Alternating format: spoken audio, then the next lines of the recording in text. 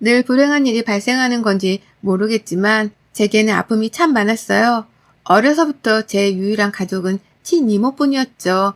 물론 부모님이 계셨습니다. 그러나 전 제가 기억하는 순간부터는 친이모는 집에 얹혀 살았어요. 저희 부모님은 사이가 좋지 않으셨고 각자 만나는 사람이 따로 있었습니다. 그러면서 이혼을 하지 않은 이유는 저 때문이라는 핑계로 부모라는 사람들은 그렇게 살았죠. 딱 한 번만 화목한 집에서 누리는 것들을 나도 누려보고 싶다는 생각을 하며 유년 시절을 보냈습니다.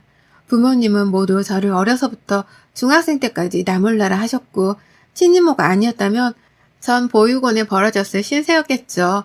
그래서 늘 이모에게 감사하고 다정하게 품어주신 이모부께도 감사해요. 그렇게 제가 중학생이 되었을 때 아빠는 위암으로 엄마는 본인 스스로 두 분 다 가셨습니다. 그들은 끝까지 저에게 이기적이고 나쁜 사람들이었고 전 부모님이 돌아가셨을 때 눈물 한 방울도 흘리지 않았어요. 뭐 추억할 게 있어야 슬프기라도 하죠.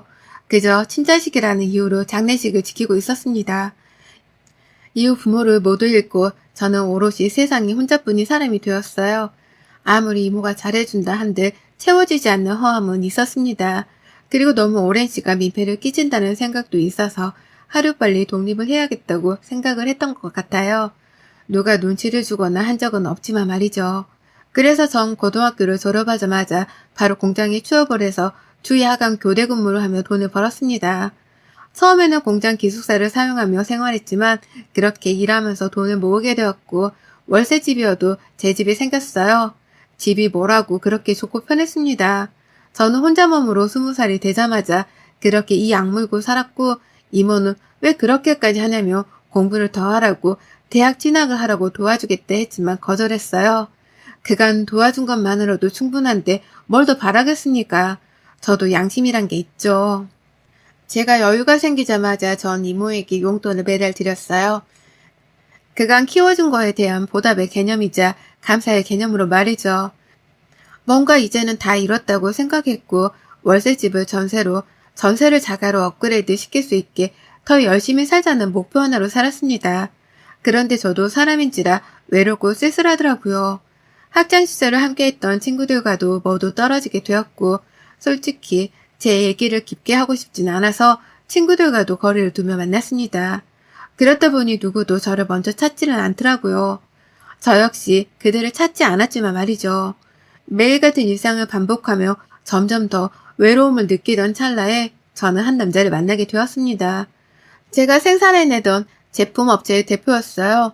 솔직히 보잘것없는 제가 이런 대단한 사람을 어떻게 만났을까 다들 의문이 들기 마련이죠. 전 처음에 이 사람이 대표인지도 몰랐고 그저 타 업체 직원이겠거니 했습니다.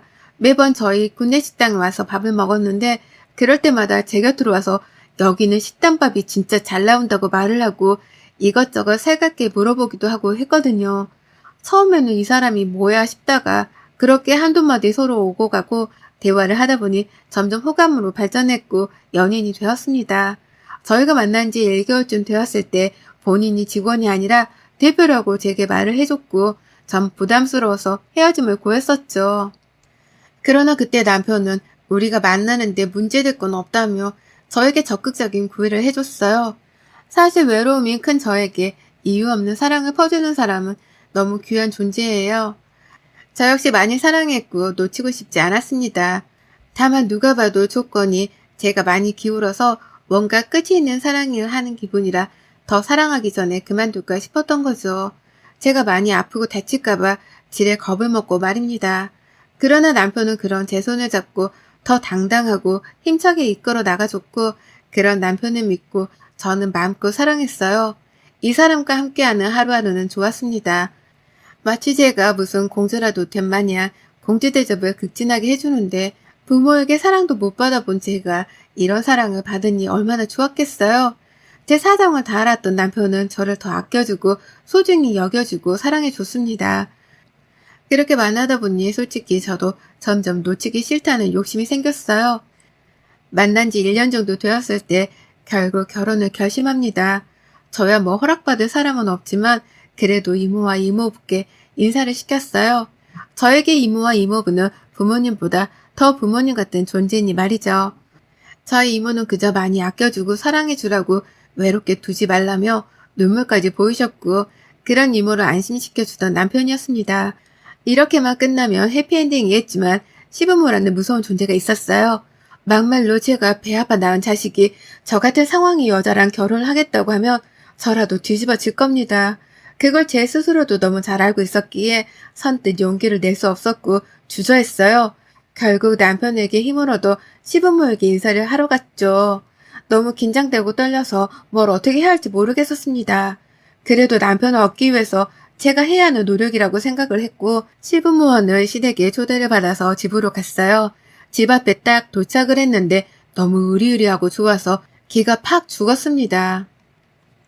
전용 주차장에 있는 차들만 봐도 부잣집이구나 싶었어요. 그렇게 집으로 들어갔는데 저를 반겨주시는 시부모님의 모습에 조금은 놀라긴 했지만 또 한편으로는 제대로 몰라서 그러시나 싶었습니다. 그러나 식사를 하면서 대화를 해보니 그렇지도 않았고 이미 저에 대해서 다 알고 계셨죠. 어려운 얘기지만 너무 불편해하는 것 같아서 내가 먼저 편하게 말하는 게 좋겠다. 우리는 다 알고 있고 아무 상관없으니까 걱정 마. 그냥 둘이 행복하게 잘만 살아주면 좋겠거든. 우리 민재가 직접 사랑하는 여자라고 꼭 결혼하고 싶다고 이렇게 보여준 것 자체가 우린 감격스러워서. 아, 정말요? 감사해요. 불편했다기보다는 실망하실까봐 말을 어떻게 꺼내야 할지를 모르겠어서 머리가 복잡했어요. 죄송해요. 그리고 말씀해주신 것처럼 저희 행복하게 예쁘게 잘 살게요. 그래, 우리는 그거면 되거든. 그니까 부담 갖지 말고 둘이만 잘 살아줘.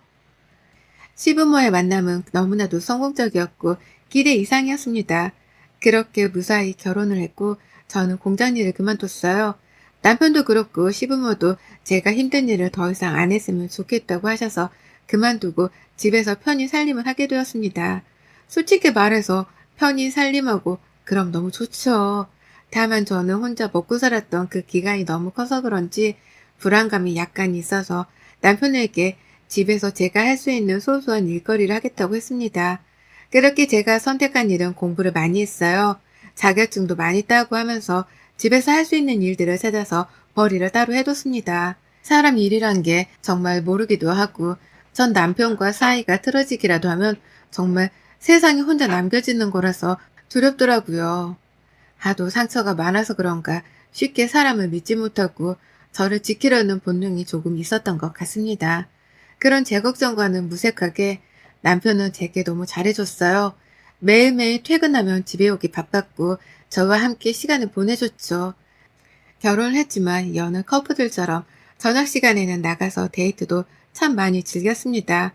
그 덕분에 행복한 나날들을 보냈어요. 결혼하고 나면 연애할 때보다는 서로에게 집중하는 게 조금 덜하지 않을까 싶었는데 전혀 그렇지 않았죠. 오죽하면 시부모도 그렇고 저희 이모도 지인들까지도 남편을 애처가라고 불렀습니다. 그만큼 저밖에 모르던 사람인데 점점 변해가는 게 느껴졌어요. 딱 저렇게 행복하게 산 지는 1년 정도였고 결혼 기념일을 기준으로 점점 바뀌기 시작했죠. 하루는 별 이상한 핑계거리를 말하며 외박을 한다고 했어요.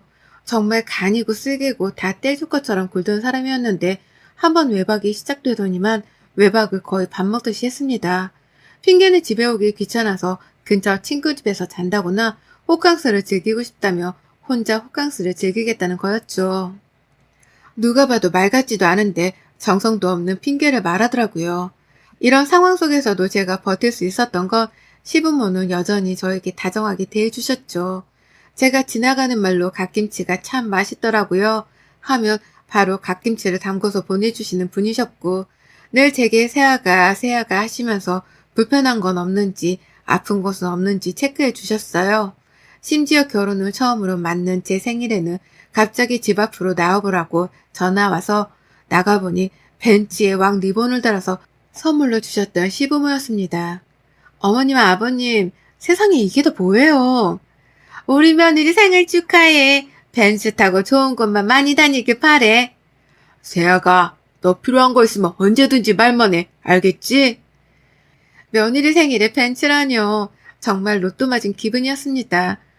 평생 타보지도 못할 줄 알았던 벤츠 선물을 받고 솔직히 기분이 너무 좋았고 그게 꼭 벤츠라서기보다는 절 그 정도로 생각해 주신다고 생각하니 너무 기뻤어요.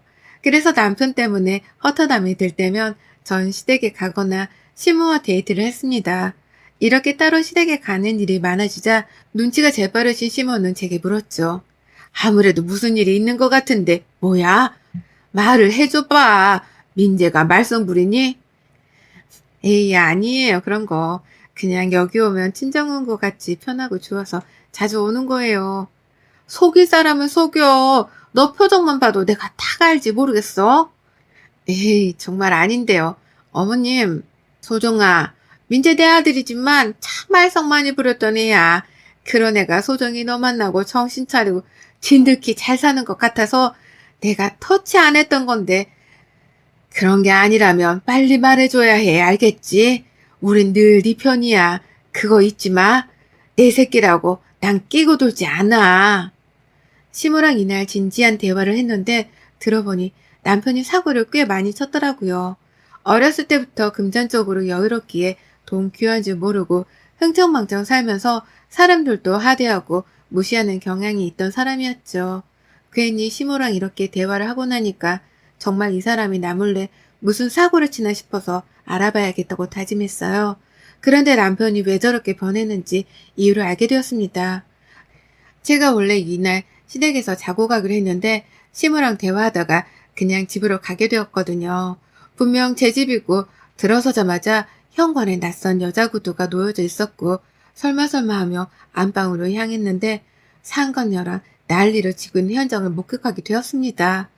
전 침착하지 못했지만 우선 영상으로 증거로 남겨둔 후 바로 문을 확 열었어요. 당신 미쳤어? 이게 뭐 하는 짓이야? 너 누구야? 에이씨 깜짝이야. 뭐야 엄마네서 자고 온다면서 왜 왔어? 지금 그게 중요하니? 내가 자고 오면 당신은 이딴 짓을 하고 있어도 상관이 없는 거야 뭐야. 진짜 미친 거 아니야? 어떻게 집에까지 여자를 끌어들여서 이딴 더러운 짓을 하고 있어? 말 가려서 해? 더러운 짓이라니. 사랑인데. 우선 오늘은 가야겠다. 오빠 차 타고 가. 내일 연락해. 아우 뭐야 진짜 짜증나게. 저기요 아줌마 매너도 모르세요? 노크는 기본 아닌가? 언제부터 지켜본 거야 변태야 뭐야 소름 끼쳐. 입 못 다물어? 저를 향해 변태 취급하며 너무 당당한 태도를 보이는 상간녀의 머리채를 쥐어잡고 흔들었어요. 미치지 않고서야 그런 짓을 하다 걸렸으면 최소한 부끄러운 줄 알아야죠. 어떻게 저럴 수 있지 싶었습니다. 전 너무 충격을 받아서 아무런 말을 할 수가 없었고 상간녀를 한껏 쥐어펴고 쫓아냈어요. 더 열받는 건 남편의 태도였습니다. 최소한 미안하다는 말이라도 하던가 당황이라도 해야 할 텐데 아무렇지 않게 콧노래를 부르며 샤워를 하더라고요. 전 너무 화가 나서 샤워하는 남편을 향해 간장을 들고 가서 막 뿌려버렸습니다. 더러운 놈아, 이 양심도 없는 인간아, 그딴 짓을 해놓고 지금 내 앞에서 노래 부르면서 샤워를 해? 너 무슨 사이코패스니? 여보 쉿, 조용히 해. 그리고 뭐 간장? 그거 뿌리면 기분이 풀려? 그럼 더 뿌리시던가. 당신이 뭔가 착각하는 것 같은데 나 원래 이런 놈이야. 당신이 속아놓고서 왜 나한테 분풀이를 하는 거지? 뭐라고? 진짜 미쳤나 보다. 당신 제정신 아니구나. 너 솔직히 내가 돈 많은 대표라서 혹한 거 아니야? 그 사실 알고 너 좋아했잖아. 안 그래? 내가 지금 딴 여자 만난다고 해서 뭐 너한테 해주는 게 줄어드는 것도 아닌데 왜 난리야. 넌 그냥 이대로 살면 되는 거야. 그냥 신경 쓰지 말라고. 거지 같은 인생 구해줬더니만 지가 무슨 진짜 조광지처인 줄 아네? 당신 진짜 단단히 미쳤구나. 어머님 아버님이 이 사실 알면 뭐라고 하실 것 같아? 감당이 되겠어? 야야, 너만 몰랐다니까. 나 이런 놈인 거 다 알아. 심지어 내 부모인데 내가 이런 놈인 걸 모르겠냐? 그러게 눈에 돈 몰아서 조건만 보고 만나면 안 되는 거야. 아시겠어요, 와이프님? 남편은 정말 미친 것 같았어요. 그리고 소름이 끼쳤습니다. 원래 저런 사람인데 제가 몰랐다고 말을 하니까 솔직히 할 말도 없었고 심지어는 어떻게 대처를 해야 할지 막막했어요. 하필 이때 찾아갈 곳도 없었던 게 이모네가 아예 이민을 가버려서 만나기도 쉽지 않았고 제가 뭐 마음을 터놓고 말할 정도로 친한 지인이 있는 것도 아니었습니다. 그나마 위안을 얻을 수 있는 사람은 시부모뿐이었는데 이걸 어떻게 말하겠어요? 이 사실을 알면 그야말로 정말 뒤집어질 텐데요. 저는 이 사실을 말하지 못하고 꾹 참으면서 혼자 속앓이를 했습니다. 남편은 제게 불륜 사실을 걸리고서는 아예 뻔뻔하고 당당하게 대놓고 바람을 폈어요. 그 여자랑 놀다 온다, 자고 갈 거다 등등의 말들을 서슴없이 했고 전 그럴 때마다 증거로 남겨는 뒀는데 비참하고 너무 제 자신이 무너지는 기분이 들어서 싫었습니다. 이혼을 할까 수천만 번을 생각했지만 괘씸해서 이혼해주기 싫은 것도 있었고 웃기지만 시부모와 떨어지기 싫은 마음도 있었어요. 외로운 제게 정말 부모 같은 분들이셨으니 말이죠. 혼자 속앓이를 하다 보니 속병이 생겨버렸고 저는 몸도 마음도 참 많이 아픈 시간을 보냈습니다. 죽을 것 같았어요. 그렇게 아프다 보니 살은 미친 듯이 빠지기 시작했고 그런 제 모습을 보면 남편은 그러더라고요. 야 여보, 해골되는 게 뭐 목표야? 안 그래도 볼품없는데 살까지 더 빠지니까 너 진짜 볼품없다. 매력 없다고 알아? 조용히 해. 거울 좀 봐봐 제발. 이러니까 남편이 바람을 피지 않겠어? 너도 그날 소리 봐봐. 알잖아. 몸매도 얼굴도 다 죽이는 거. 인정하지? 너랑 너무 비교되니까 솔직히 너도 놀랬지? 그럼 그년이랑 살지. 왜 나 같은 거랑 결혼해서 날 이렇게 비참하게 만들어 나쁜 놈아. 아직도 내가 너랑 결혼한 이유를 모르는 거야? 아 그럼 말을 하지 그랬어. 내가 알려줄 텐데. 이유는 딱 하나지. 너같이 부족한 애, 딱 동정하기 좋은 애랑 결혼해서 정신 차린 척하면 우리 아빠랑 엄마가 나한테 또 얼마나 이것저것 퍼주겠냐. 너랑 결혼생활 잘하는 모습 보여주면서 난 내 실속 챙기려고 한 건데 왜? 진짜 넌 미친놈이야. 내가 가만두나 봐 어디. 부모도 없는 고아주제에 네가 날 상대로 뭘 할 수 있는데 너 나랑 살면서 뭔가 착각하는 것 같은데 내가 돈이 많은 거지 네가 많은 게 아니여. 넌 그냥 거지일 뿐이야 알겠어? 남편은 제게 선을 넘는 말들을 너무 심할 정도로 했습니다. 이런 말들을 계속 듣다 보니까 뭔가 제가 왜 이렇게 멍청하게 살고 있나 싶었고 복수를 해야겠다는 생각이 간절해졌어요. 이 사람이 내게 싹싹 빌 수 있게 난 복수를 해줘야지. 저 그렇게 다짐했습니다. 우선 시부모에게 이 사실을 알려야지 싶었는데 미친 짓의 정점이라도 찍듯 남편은 제가 있는 걸 뻔히 알면서 집에 상간녀를 데려와서 놀았어요. 상간녀는 저를 무슨 벌레 보듯 했고 남편이 명품을 사줬다고 자랑까지 하더라고요. 전 분노를 못 이기고 시모에게 전화를 해서 당장 집으로 와주시라고 했습니다. 시부모는 한걸음에 달려오셨고 안방에서 뒹구고 있는 그것들을 목격하셨죠.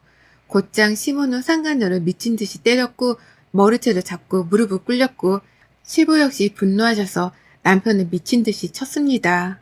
시부모가 등장하자 그제서야 놀란 남편은 바로 무릎을 꿇고 빌더라고요. 아빠 엄마 나 진짜 처음이야 알잖아. 이 사람 만나고 정신 차린 거 절대 오해하지 마. 어? 나 그런 거 아니야? 이게 증거예요.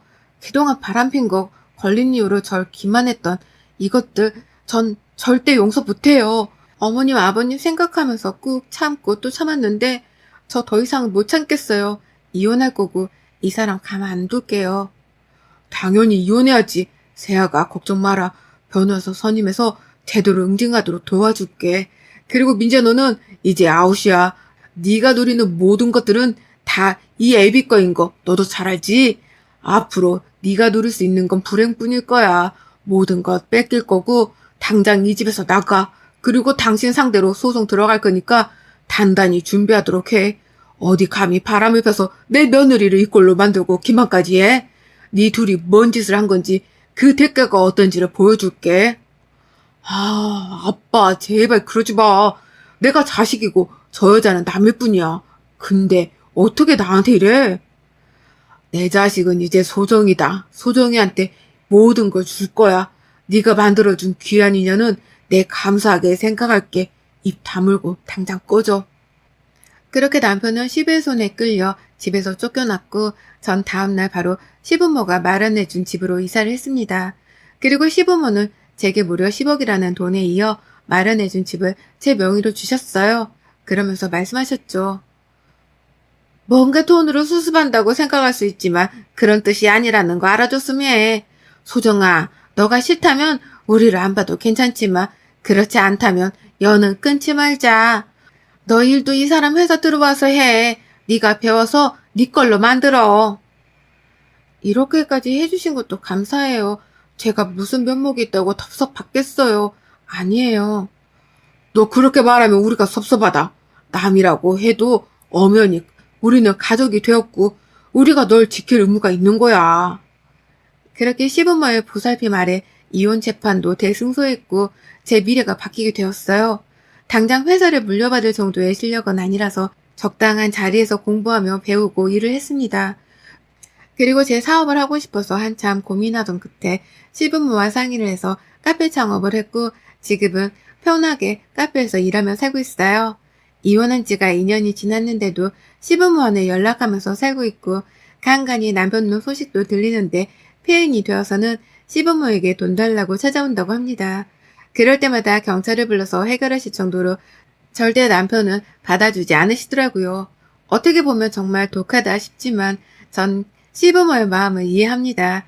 그간 사고친 행적들을 보면 결코 이 사람은 제정신이 아니지 싶거든요.